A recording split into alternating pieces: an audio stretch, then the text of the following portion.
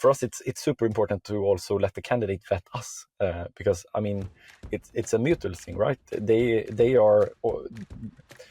need to invest time or evaluate if we are a good fit for them as well. We are not for everyone either. Like we know that, so it's as much evaluation from their part as it is from our part.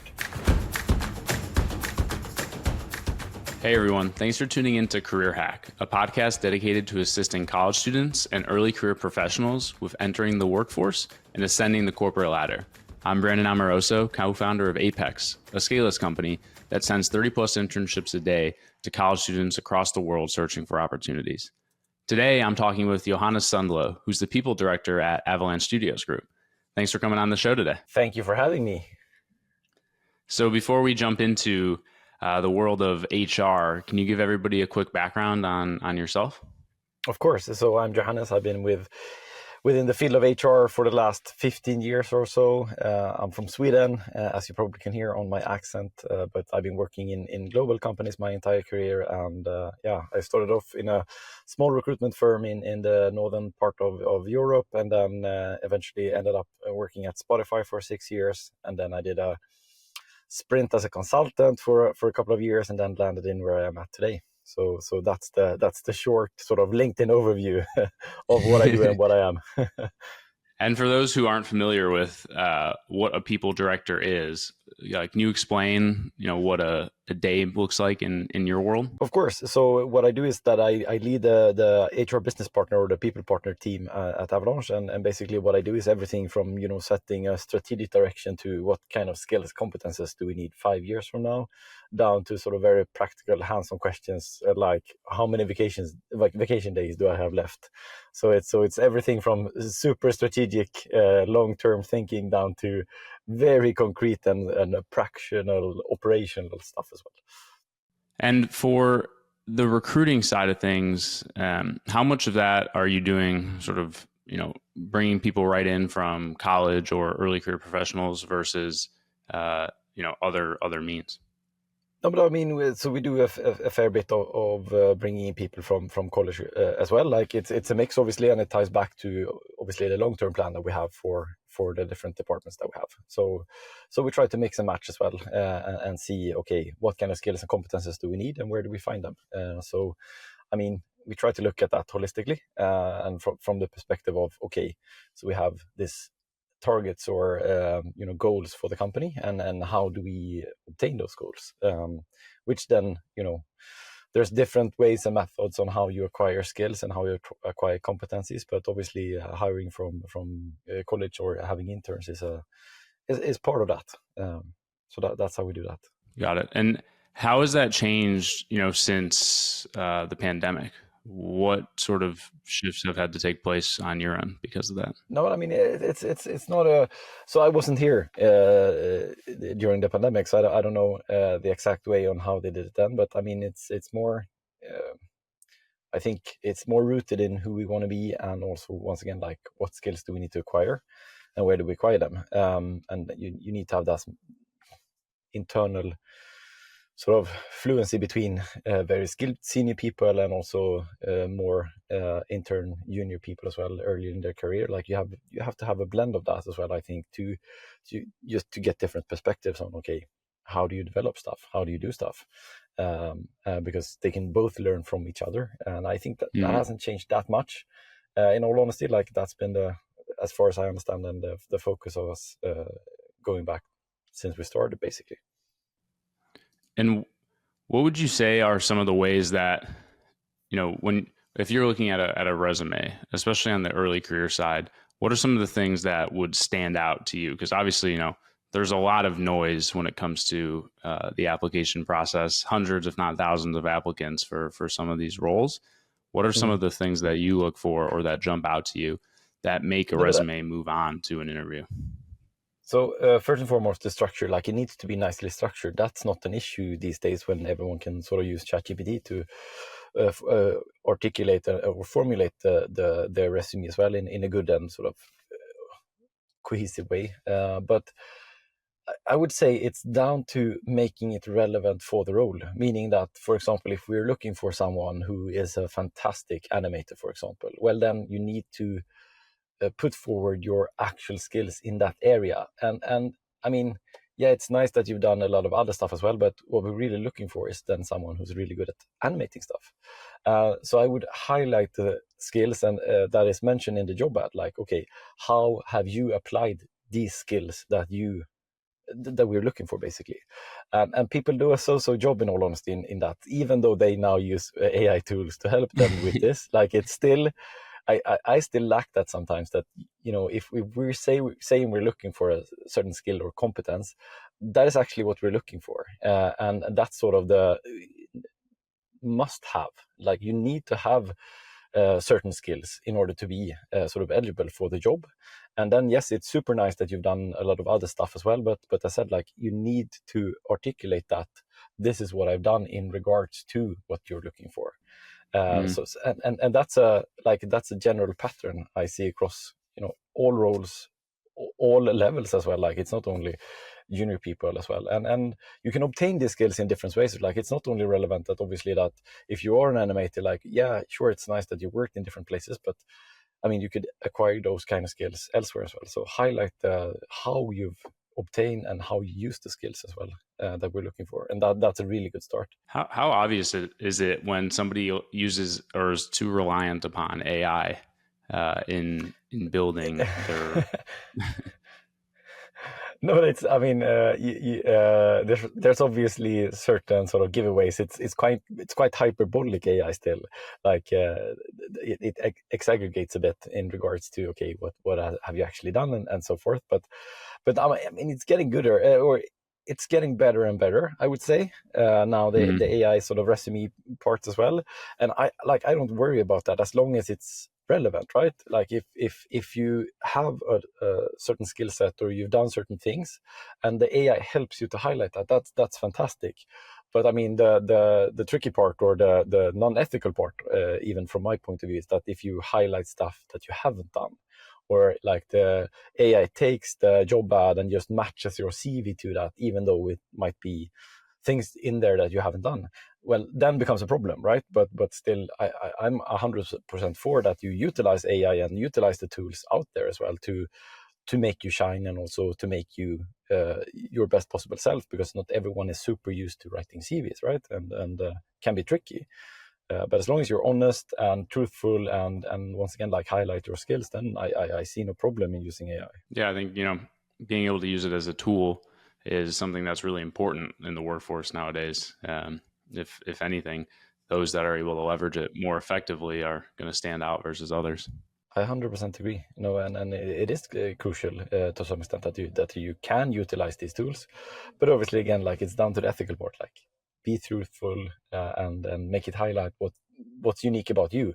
Like, we don't want to hire the generic ChatGPT person. We want to hire you for who you are, so make you stand out, and make your unique competences shine through. I think that's essential. If you're a student that's just about to enter the workforce, or just did, what are like the top 3 things that you're doing, or that you're focused on? You mean in regards to hiring, or?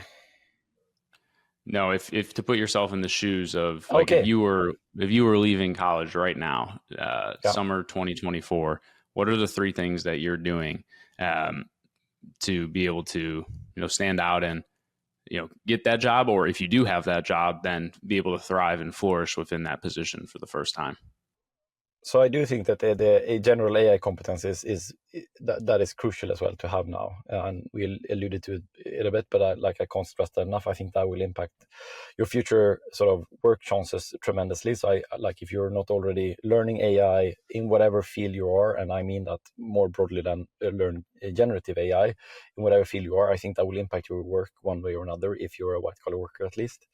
So that's the main thing. The second thing is, as always, like, it's still a networking thing, this getting your first job, or taking the next step, and work usually happens in connection to, like, other people, right? So network, meet people, don't be afraid to reach out and say, like, hey, want to grab a coffee or whatever it might be, someone you're looking up to as well, reach out, say, hey, I look up to you. You want to grab a coffee?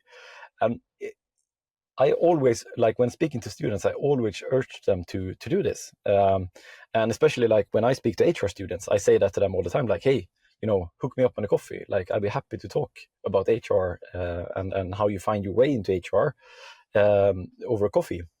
And so far, like I've spoken to, I don't know, 1,000 students. There's like 5 or 6 people that have actually reached out afterwards, even though I urge them to do that. So do that, and do it in a sort of don't do it for the sake of, oh, I really want a job. Like, hey, just be curious about other people as well. You can learn from them.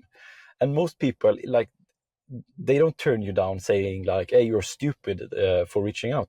They say like, hey, I don't have the time right now, or sorry, it's not a good time. But that's kind of the worst answer you can get. Like, hey, that doesn't fit with my schedule. It's very rare that people say like, you're a stupid, mean, evil person. And if they do that, well, that's also a data point, right? You don't want to work with them. So people, they don't take advantage of that opportunity enough, like especially when you are a student. Like, you have this almost like, yeah, it's not as seen as such a strange thing, like if you do it when you're a student compared to like when you're, for example, at a competitor.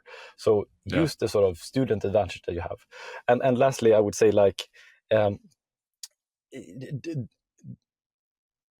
follow up on your resumes, like, or follow up on your interviews as well. It's a super easy way to stand out, especially if you've had an interview. And this is also something people rarely do. Just, if you interviewed with someone, if you had a phone screen with whatever recruiter it was, like, just send them a short email 1 or 2 days afterwards saying like, hey, that was a really nice chat. Happy to, talk again, or if there's anything missing, I'll be happy to give more information about myself, or if there's anything that you want to ask, feel free to reach out. That's just a nice way of reminding people that, hey, we met, right? And it doesn't need to be more complicated than that, but it's super rare that people follow up on these kind of interviews, and just touching points. So do that. That's really good. It's a really good way to stand out amongst other. I think the little things add up a lot, and people are underutilizing them. They are, and I think, I mean, it comes down to like a bit of fear, like, who am I to do this? But just do it. Like, it's, once again, like, it's rare that people get angry about that you reach out saying like, oh, you're such a mean, horrible person. They don't do that. Like, it's okay, I got an email, and then they go on with their world, or they're on with their daily lives. So take the opportunity and reach out to people, and don't be afraid to do it. Well, for my previous company, that is how I got all of my first clients. Since I was in school, I would use the .edu email that I had, reach out to them, set up an interview. Very, very much so, non-threatening. Whereas if I were to reach out today, now I'm not in college anymore. So you're almost viewed as like a different person than when you have that sort of veil of being a student surrounding you. So it's we've even tested it with the new business, using one of our interns' EDU emails for certain outreach efforts versus using a company email, and the response is dramatically different because of student versus not being a student. Yeah, no, I mean, really leverage that. I think that is. It's an underused tip to do it. Like, and you can start planning quite early as well. And I mean, you can do it while, like, when you're a freshman. Like, there's nothing holding you back. I mean, it also helps you, I think, as well, to make up your mind on what you really want to do. Like, later down the line, if you meet a lot of people who actually are working in the roles that you might see yourself in, well, that's a fantastic way of finding what you think you want to do. At least, like, you're better off in all possible ways, from my perspective, if you do that. Yeah, and college is the best time to try out a bunch of different internships and see, what sticks and what doesn't. Absolutely. So on the actual HR operations side of things for you and your team, walk me through a hiring or a manager comes to you and they say, I need X position. What happens after that? And then how does that process look like to getting somebody actually placed? No, the first thing we ask then is like, do you have it approved in your budget? That is always the first question. Because usually they come running and say like, "Hey, we want this," and then we need to make sure it's approved and that it's in line with what we want to hire as well. But Yeah. but then, I mean, what we do then is that we kick off a recruitment, basically. So a recruiter or the people partner, they initiate the recruitment depending on the level and seniority of the person we want to hire as well. And what we do then is we sit down with the hiring manager, we talk them through like, hey, what do you have in mind? How's your team looking? What's the interdynamics of the team? Is there any skills and competences that you lack that we think we can do an add-on on? Like, what's the gist of the role, basically? And then we capture that, we write the job ad together with the manager, and then we publish that job ad. And that goes out then on our website. And then depending on the role, either we just leave it there, saying like, okay, we will get people to apply for it, or then if it's a more tricky role, we source for it as well, like meaning that we reach out to people saying like, hey, would you be interested in joining us? Mm-hmm. And then eventually, hopefully, we have people interested. And what we do then is we do what we usually do is a initial sort of screening, meaning that the recruiter calls relevant candidates. Obviously, we look at CVs at first, saying like, hey, is this a match or not? Like, do they have the relevant skills? Do they match the criteria that we set up for the job? What, and then the recruiter, sorry.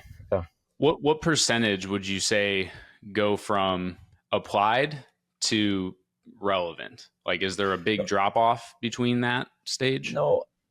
I mean, we're in, like in the gaming business overall, like it's quite tricky to find people, right? So I would say that it's really hard to say because it's so dependent on the role. It's so dependent on what kind of type of person we're looking for as well. But I mean, there's always these kind of CVs that get sent in that is totally irrelevant. So I would assume that those get screened out. People who apply who want to work at the gaming company but they don't have the skill sets, basically. And so I would assume like maybe a 50% drop off in most roles. But we look at all CVs. Like we don't get so many CVs that we can't look at them. So we always screen them manually. Actually, if you apply for a job, you get a manual, or at least for now, human person looking at it. Yeah, but I would say it's really dependent on the role. Like for some roles, we don't get any applications at all. And obviously then but it's there's a handful of people who can do certain things in regards to what we're looking for, and they already have jobs and they're most likely quite happy with their current jobs. No, it is tricky to find people sometimes. And so sorry, I interrupted your process flow there. After you take them into the next stage, then what happens? Yeah, then it's a recruiter usually goes through their CV then, and then looks at that, and if it's a fit, the recruiter calls them and say like, hey, you sent in your CV, or you were interested in from the sourcing part of this, like I can tell you a bit more about the role, you can tell me a bit more about yourself, and then we do like a first pass on aligning expectations around salary, starting dates and whatnot as well. So we have that with us going forward as well, like, because sometimes start dates doesn't match or salary doesn't match as well. And then, I mean, we don't want to waste candidates' times either, right? If we know the rough salary and if the salary expectations are completely off, then I mean, then we just spent a lot of time for the candidate taking them through this interview process, and the salary is completely off. Then yeah, it's not good for anyone.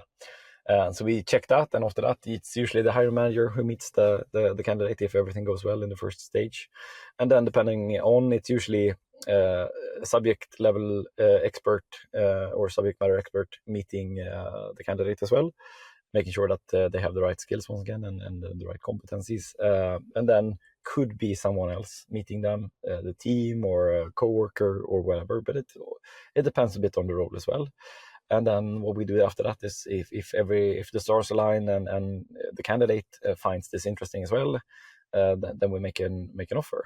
And for us, it's super important to also let the candidate vet us, because I mean, it's a mutual thing, right? Yeah.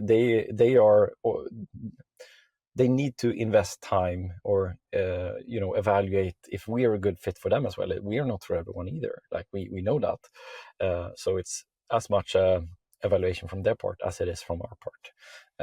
But if stars align and everyone is happy, then we make an offer and we set the start date, and all the ins and outs of the admin part of that. What are your thoughts around offer negotiation? And does it vary depending on what level of position it is too? Like, I assume if you're an entry level out of college role, you're probably not negotiating, but further on in your career, you have a little bit more power when it comes to that. Yeah, I would say most people, they negotiate somehow at least nowadays. And I think that's, once again, like it's a mutual thing, right? It's back and forth. So it's a give and take, but most people, I would say, are doing a bit of negotiation these days, which I think like that's the way it should be.